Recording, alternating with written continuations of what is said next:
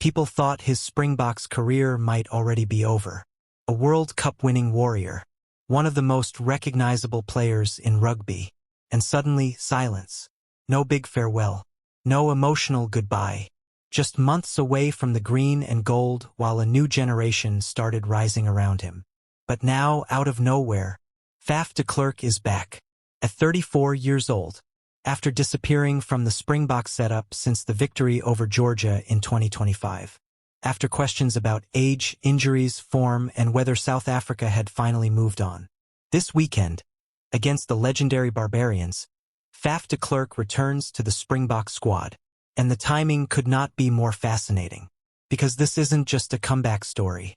This is a collision between experience and the future of South African rugby. While one veteran fights to prove he still belongs, 5 uncapped players are preparing for the biggest opportunity of their lives. One match, one squad, and potentially the beginning of a completely new Springboks era under Rassie Erasmus. What makes this even more dangerous for the rest of the rugby world is that South Africa are not rebuilding. They are reloading. And if this experiment works, the Springboks could become even stronger than the team that already terrified international rugby. Before we dive into this incredible squad announcement, hit that like button and subscribe because rugby is entering one of its most exciting seasons in years, and you do not want to miss what's coming next. The return of Faf de Klerk instantly changes the energy around this team.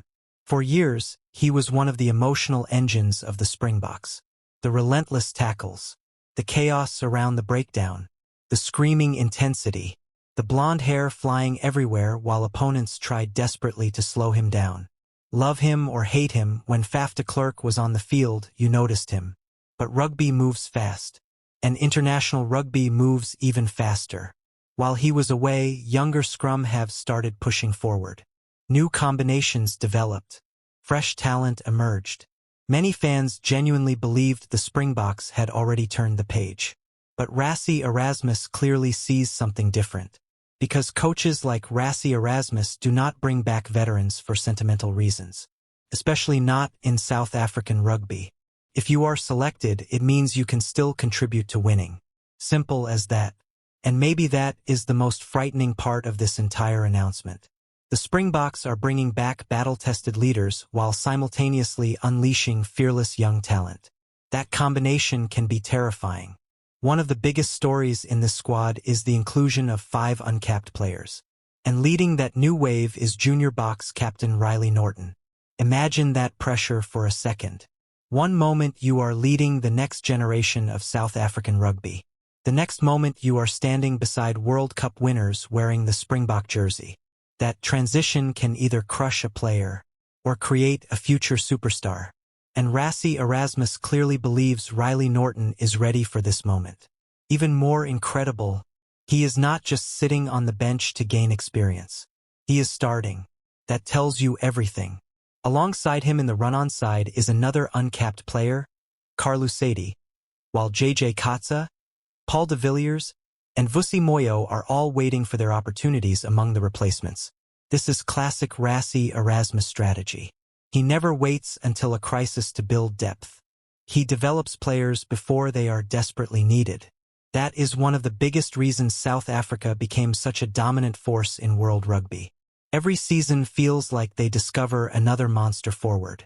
Another explosive backline player. Another fearless youngster ready for test rugby. And now they are doing it again. What makes this squad even more interesting is that this is not a weakened Springbok side. Far from it. Despite missing Bulls players, Rassie Erasmus has still named a squad packed with serious firepower. At fullback, Aflil Fassi gets another opportunity to show why so many people believe he could become one of the most dangerous attacking players in international rugby. Out wide, you have the electric Cheslin Kolbe alongside Edwill van der Merwe. And whenever Cheslin Kolbe is involved, chaos follows.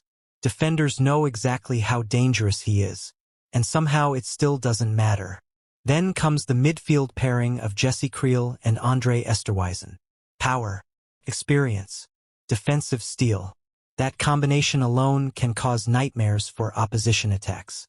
At halfback, Grant Williams and Quan Horn will be tasked with controlling the tempo, while the forward pack looks exactly like the kind of group you do not want running at you for 80 minutes. Because then you see names like Jasper Wiese, Peter Steph du Toit, and Captain Sia Kolisi together in the back row. That is brutal. That is relentless physicality mixed with leadership and world-class experience.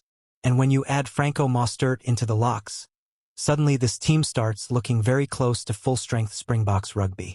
The scary part for the Barbarians is that South Africa are treating this like more than just an exhibition game. Yes, the Barbarians are famous for entertaining rugby.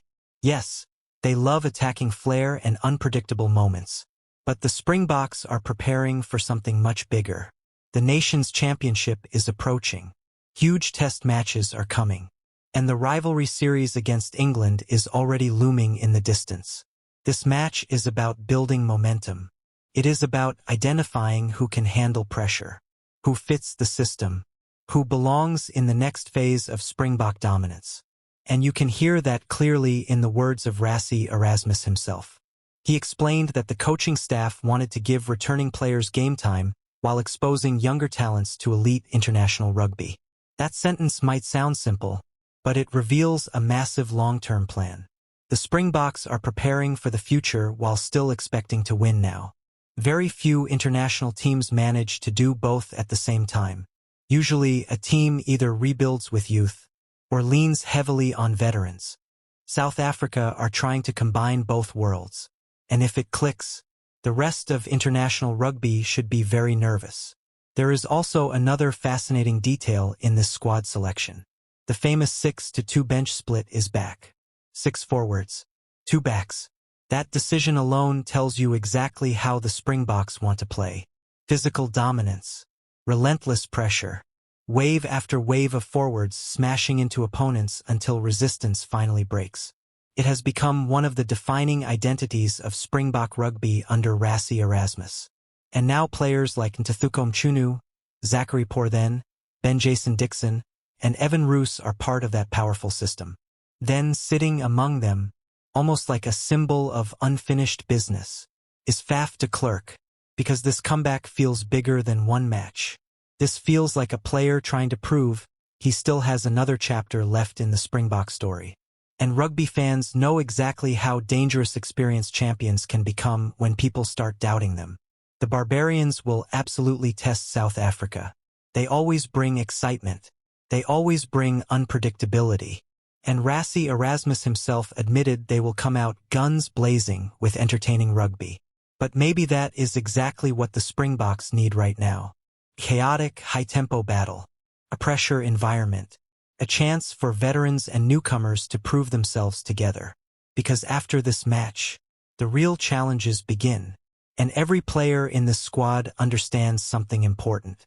In Springbok rugby, reputations alone mean nothing. Every game matters. Every performance matters. Every tackle, carry, kick, and decision matters. That is why this squad announcement feels so important.